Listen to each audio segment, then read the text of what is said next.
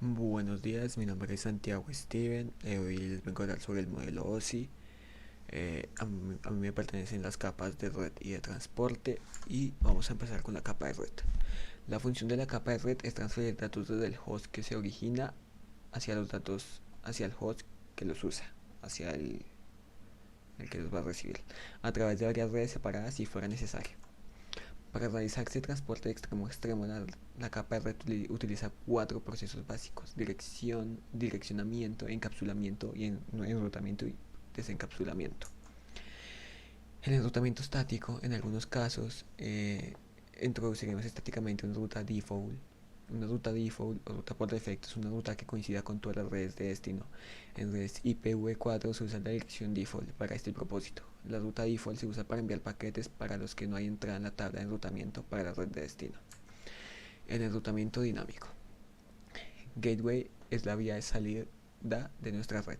Por ejemplo, si un paquete va destinado desde un PCA de la red A hacia otra red distinta, el paquete primero se enviará al gateway de la red A. Normalmente el gateway será el router conectado directamente a esa red local.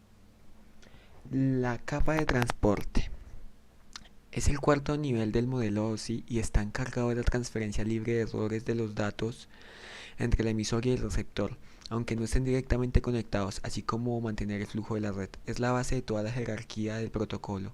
La tarea de esta capa es proporcionar un transporte de datos confiable y económico de la máquina de origen a la máquina de destino, independientemente de una de las redes físicas en uno. Sin la capa de transporte, el concepto total de los protocolos en capas tendría poco sentido. Elementos de los protocolos de transporte. El servicio de transporte se implementa mediante un protocolo de transporte entre dos entidades de transporte. En ciertos aspectos, los protocolos de transporte se parecen a los protocolos de red. Ambos se encargan del control de errores, la secuenciación y el control del flujo. Pero también existen diferencias importantes entre ambas, como los entornos en que operan. La capa de transporte necesita el direccionamiento explícito de los destinos, mientras en la capa de red no. Otra diferencia es la cantidad de datos, mucho mayor en la capa de transporte. Direccionamiento. Cuando un proceso desea establecer una conexión con un computador de aplicación remoto, debe especificar a cuál se conectará, a quiénes llegará el mensaje.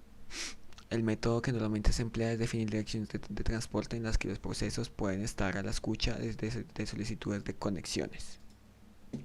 En Internet, estos puntos terminales se denominan puertos, pero usaremos el término genérico de TSAP, punto de acceso al servicio de transporte. Los puntos terminales análogos de la capa de red se llaman NESAP, punto de acceso al servicio de red.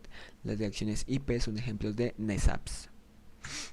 Multiplexión. La multiplexión de varias conversaciones en conexiones de circuitos virtuales o enlaces físicos desempeña un papel importante en diferentes capas de la arquitectura de red. En la capa de transporte puede surgir la necesidad de multiplexión por varias razones. Por ejemplo, si un host solo se dispone de una dirección de red, todas las conexiones de transporte de esa máquina tendrán que utilizarla cuando llegue una TPDU. Se necesita algún mecanismo para saber a cuál proceso asignarla. Esta situación se conoce como multiplexión hacia arriba. La multiplexión también puede ser útil en la capa de transporte para la utilización de circuitos virtuales, que dan más ancho de banda cuando se reasigna a cada circuito una tasa máxima de datos. La solución es abrir múltiples conexiones de red y distribuir el tráfico entre ellas. Esto se denomina multiplexión hacia abajo. Protocolos de transporte de Internet.